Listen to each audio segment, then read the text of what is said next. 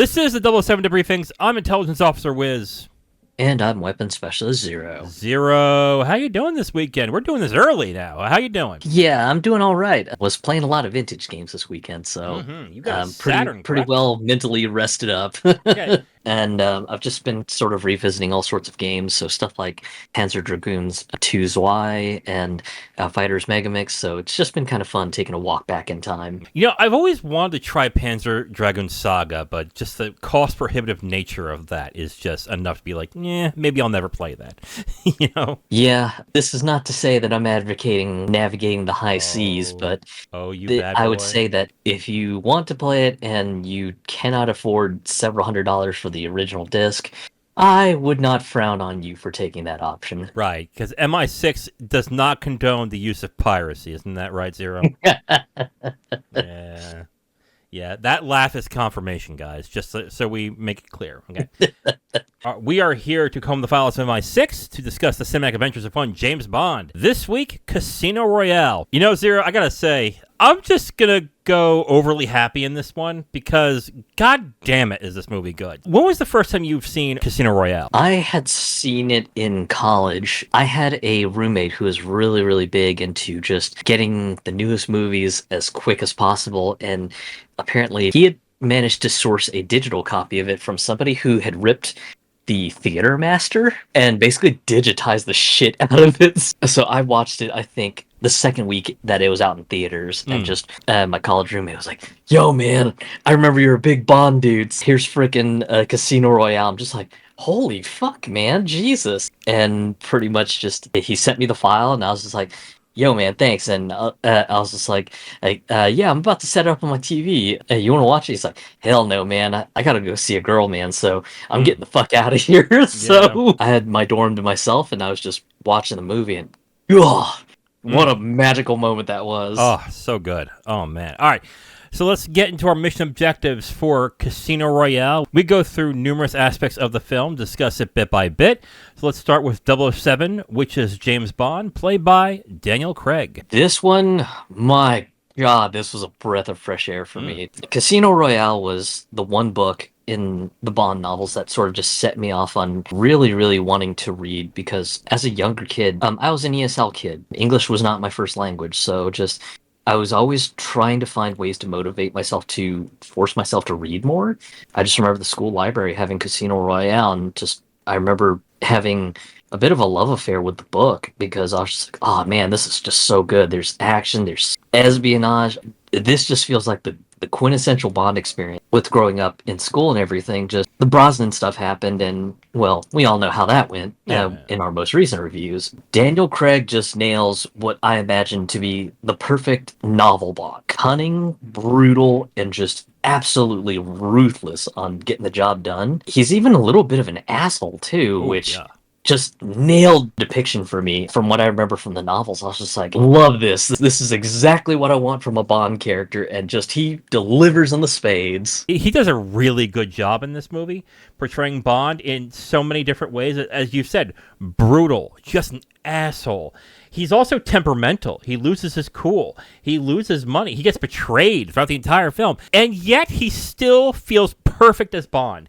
And maybe it's because it's the prequel movie. It's the thing that starts it all. But it also makes a lot of sense as to what makes Bond who he is moving forward. It is an incredible performance in this movie. And I guess the other thing I can really say about it is when it comes to Bond himself, what really knocks this movie out of the park is the writing. The writing does an exceptional job. Just making Bond into this ruthless person, but still trying to get his tendrils into other aspects of Bond so incredibly well. Daniel Craig just setting up this new era of Bond was just a revolutionary moment for me, especially from the fact that in this movie, Bond doesn't get any gadgets. I mean, any like I win button sort of gadgets, but I think really the only major gadgets he gets is a wireless listening bug and then the complete medical kit that's in his Aston Martin, and that's it. For me, I was just like, oh my god, this is wonderful. Just no corny Brosnan era I win button sort of gadgets like, this pen is a grenade and it'll get you out of a jam. Oh, by the way, it has another feature. It has a 1 megawatt laser that can burn through everything. It was just kind of refreshing to see a Bond that lacked any gadgets that were just pure I win button. Craig just sort of plays into the whole,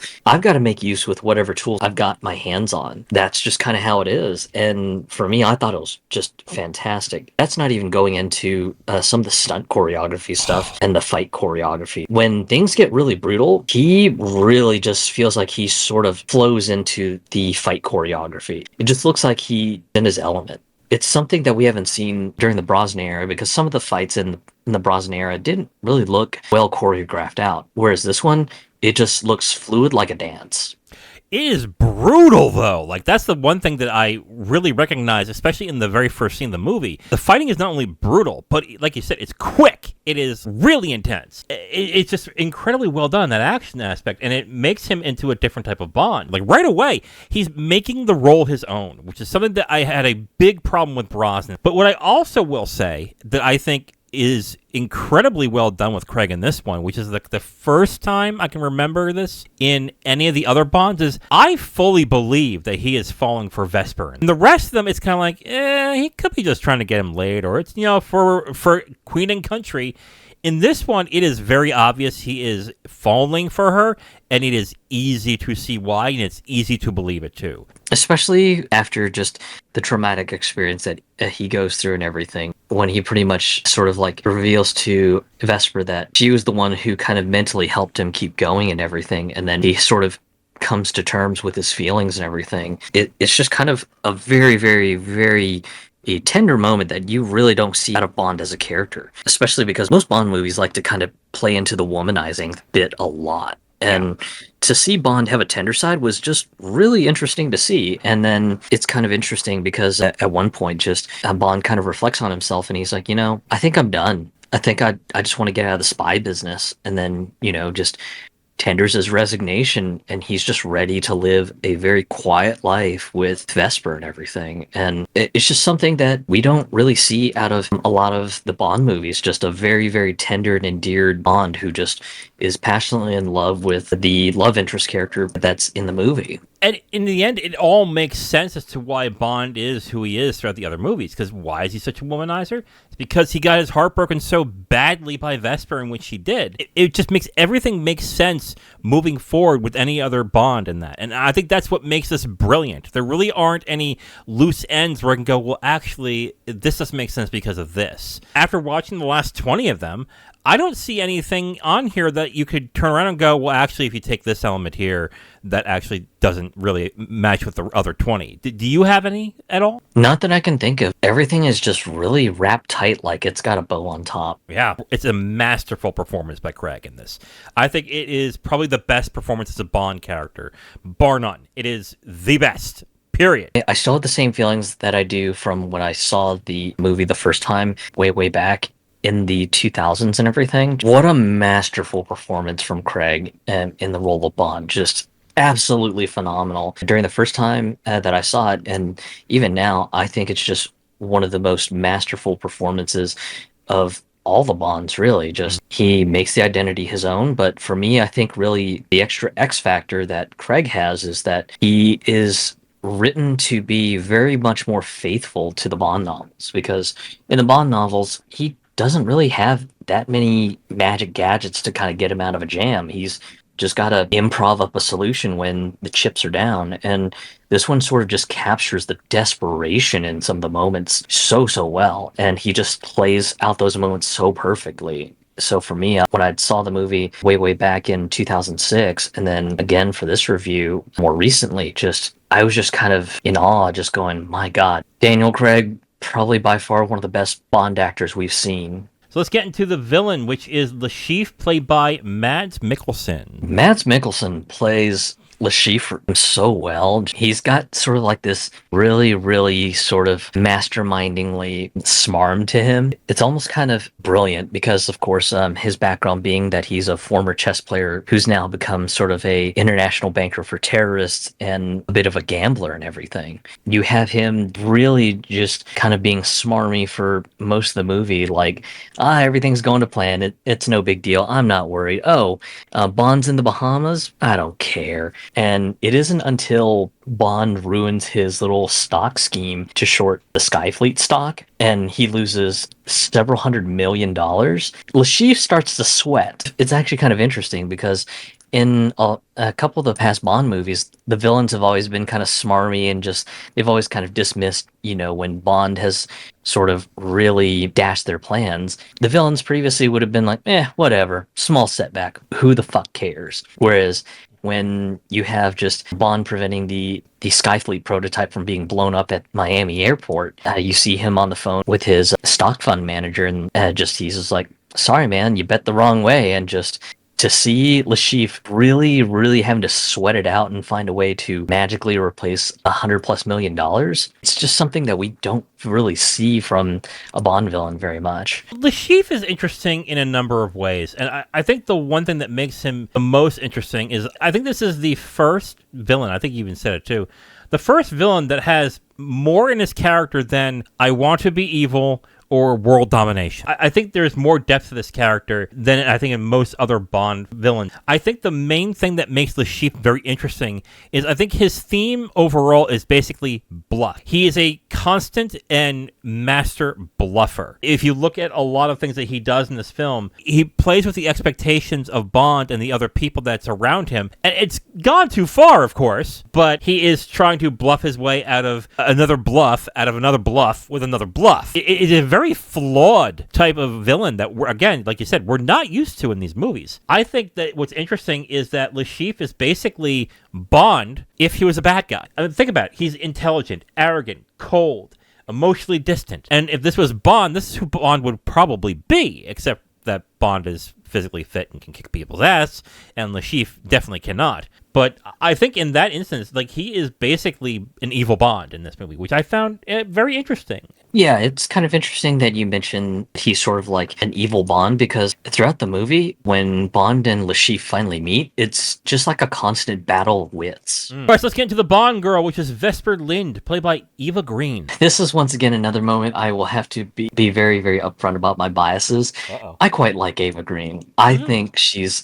an absolute beauty. When she shows up for the first time on the train to Montenegro, with her being very, very, very clever and witty, Oh, yeah. just, I kind of fell in love with her. I was like, oh man, just, you've got a Bond girl who isn't just a pretty face. She's also very, very witty to boot. I was just like, this is going to be great. Just someone who is just going to match wits with Bond and just kind of keep up with him on his steps. This is going to be fantastic. Yeah, and that's another thing that I think very few Bond girls have done in the other movies is just be somewhat of an equal to him. There's a few that physically are, and there are some that are agents like Bond is, but in this movie, she kind of calls him out on this bullshit a lot in this movie. And it still kind of makes sense as to why Bond gets smitten with her at the end of the movie. Not only is she gorgeous, like, that one scene in the Casino Royale in that black dress, like, oh my lord. She's also, like, very confident, intelligent. You mentioned that she puts him in his place a couple of times in the movie.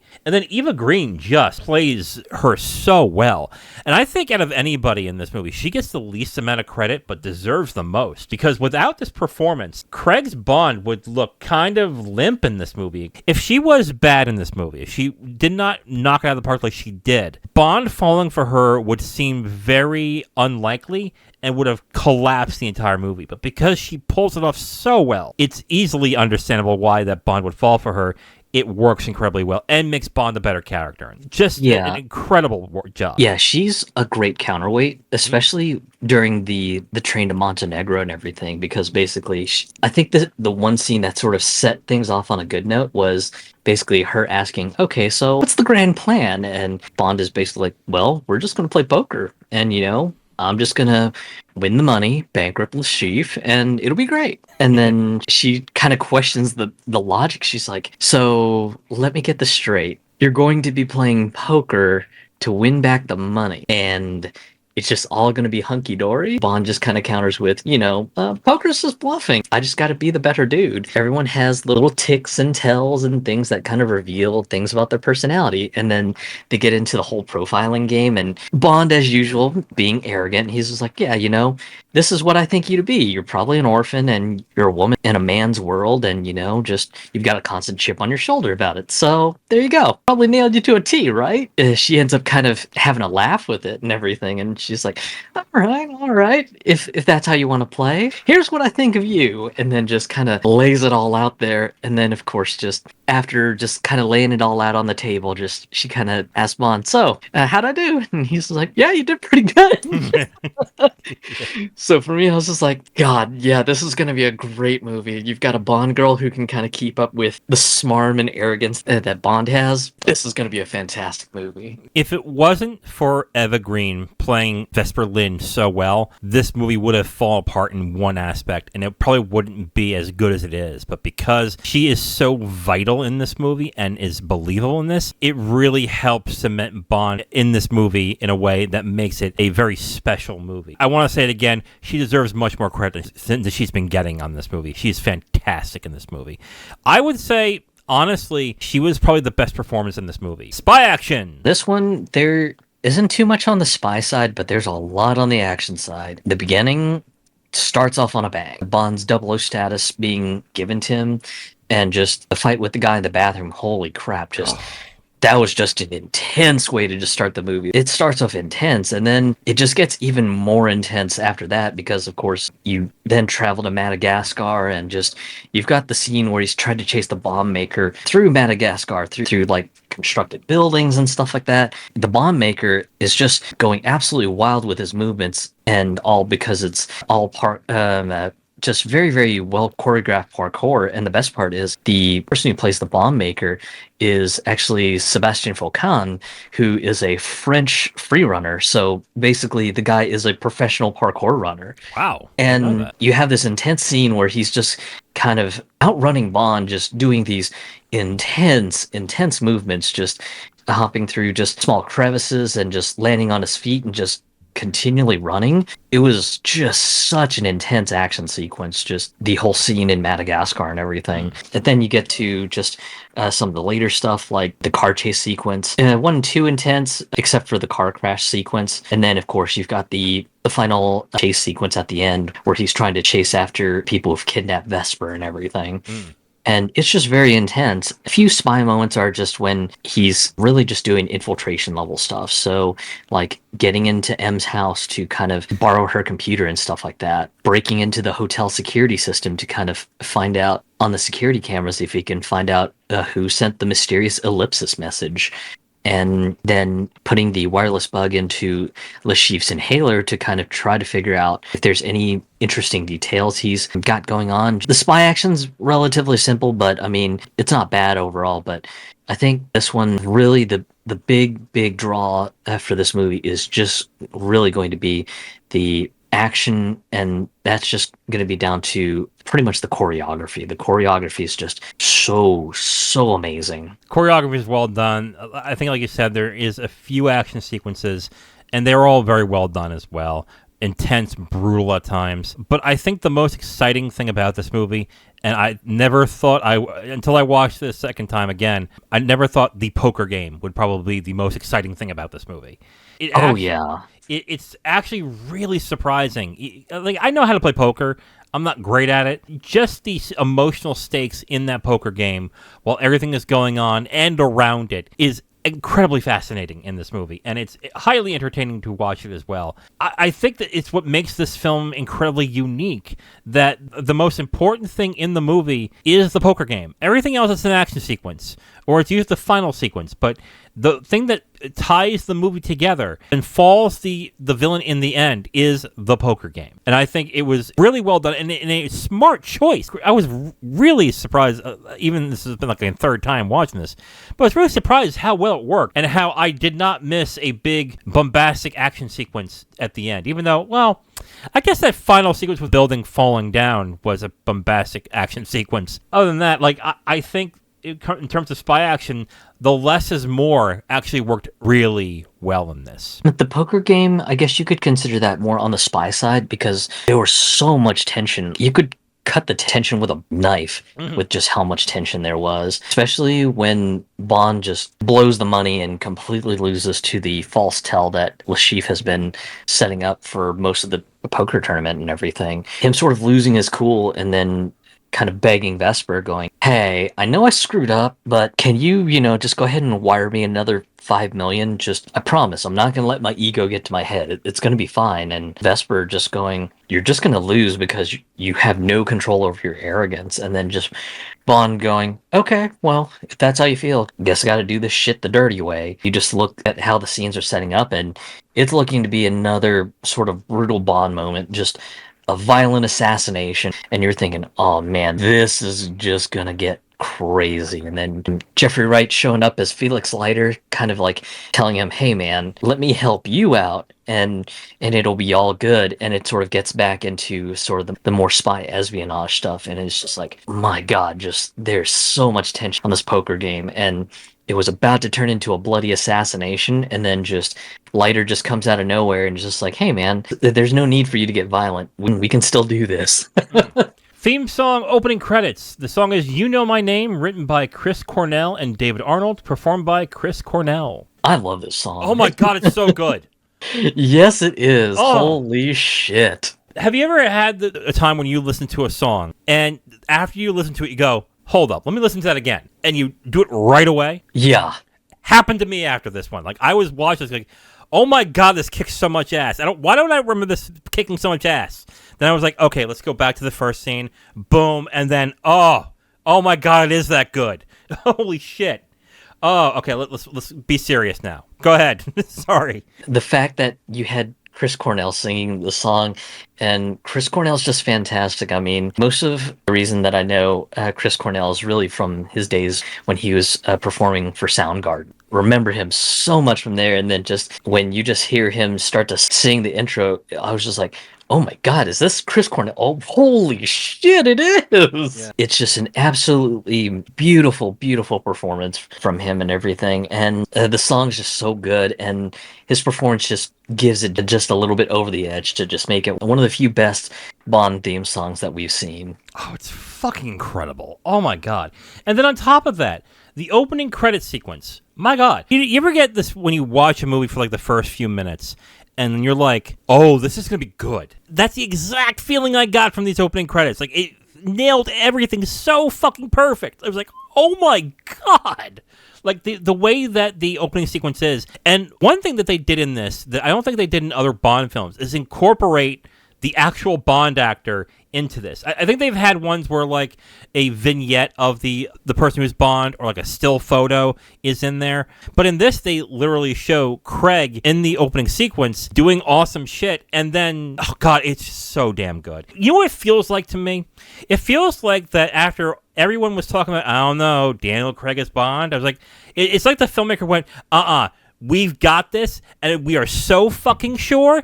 Here he is right here. And oh wow, it works so damn well. Like, oh man, what'd you think of the opening credit sequence? The opening credit sequence was great. It was an animated sequence, but that doesn't take away from just how fantastic it is. And I think it ends up coming off a little bit classier than some of the Brosnan era CG heavy introduction sequences and stuff like that. This one was just an absolute treat for the eyes. And then combined with just You Know My Name with Chris Cornell singing it. Oh, just absolutely fantastic way to just kick this saga off. I get the feeling that we're going to go into our recap going, what is the best thing that's been done like this in a Bond film? Oh, Casino Royale. What's the best thing? Casino Royale. Oh, the best Bond? Casino Royale. Like... And, you know, I hate to do that, but goddamn, this movie is so goddamn... Let's get into conclusions. This one is just a mission accomplished. There's just no other way to put it. It just nails the execution and sets things up for a fantastic new era of Bond with Daniel Craig. As someone who used to read a lot of the Bond novels when I was younger, this one really nailed what I was wanting from the Brosnan era. I'd wanted a Bond that was just a little bit more brutal, a little bit more true to the novels, and then in this one, they just do exactly that. They just kind of go, let's go back to basics with Bond, no crazy gadgets, and let's just do that. And it comes up as just a fantastic movie, and it's one of those weird sequences of sometimes less is more, is the old axiom, I guess. Oh yeah, oh yeah. And yeah, just this one, for having less, it does so much more with it. You know, this reminded me of the third or fourth movie we reviewed. I don't know if you remember this, but the third or fourth movie we reviewed was Casablanca. And, yes. And the first thing that I mentioned in the review, and when we talked about it before, was it's been a long time since I've seen Casablanca. And maybe it's not as good as I remembered. Oh my God, maybe I've overrated it all this time because I loved Casablanca. It's been a while since I've seen it. Maybe it's aged poorly. Maybe it's not as good as I thought it was. And then you get 2 minutes in and I go, what the fuck was I thinking? This is fucking brilliant. What am I talking about? This is so good. And this is the exact thing I felt watching this movie. Within minute 1, you know, oh my God, this is great. This is so good. And then you get into the opening sequence and you get to, oh God, this is the best Bond movie. Period. So, you know what? That's not even fair. This is a great movie. Period. With a lot of the Bond films, if you're not a Bond fan, I don't see any reason to watch these movies. This is the one exception. I would say to a person who is not a Bond fan, you should still watch Casino Royale. It's very good. And I think they will enjoy it. That is the mark of a great film, and Casino Royale is special in that way because it does a number of things that the other Bond films did not do, but this does, and it does incredibly well, and that is make Bond into a fully fleshed out character. Sounds simple, but they didn't do it in the other 20, but in this one they did, and they did it incredibly well. Oh, God. Keep going. I know you got more to say. Yeah, just overall, this one, I would agree with your sentiment that if someone says, "Hey, I'm just not into the Bond movies," and maybe the reason why is like they'll bring up the Brosnan era stuff. They're like, just a lot of the Bond movies have him as a womanizer, and yeah, this one would be one of the occasions that I would say, "Hey, I know, it's not your genre, but give this one a chance. This one is actually fantastic." It's really one where I think anybody who gives it a chance will enjoy this. Will they enjoy other Bonds? I don't know. That depends on the person. But I would say to anybody, give me a Bond film to watch, start with Casino Royale. And then if you really love the character and you really love this movie and everything, then I would say go backwards. But really, like, Casino Royale is the best Bond film. Period. End of discussion. There is no other that is better. If the other films that come out next come close to this, it would be a fucking miracle. But I just don't see how that happening. Casino Royale is the best Bond film out there. Mission accomplished for me. Mission accomplished for you? Oh, yeah. Oh, mission accomplished for Casino Royale. Now, if you want my full review on this movie, you can go to my website at IamTheWiz.com. You'll have my full written review right on the site, along with a link to the video that has this review that you've just listened to. Now that we're at the end of this, let's go into what our next movie is. Zero? It will be 2008's Quantum of Solace, which is actually based on a short story. It's not an actual full novel. Oh, okay. Interesting. I like this too, but I know there's a number of people who have problems with this movie. And I think it has a lot to do with the way the camera moves during the action sequences. I think is what the issue is. I actually kind of like this one too. It's probably not as good as Casino Royale, but I did find myself enjoying this one. So I'm probably going to be with you on this one. So tune in next time where we're going to be reviewing Quantum of Solace. I am Intelligence Officer Wiz. And I'm Weapon Specialist Zero. Talk to you guys next time. Bye.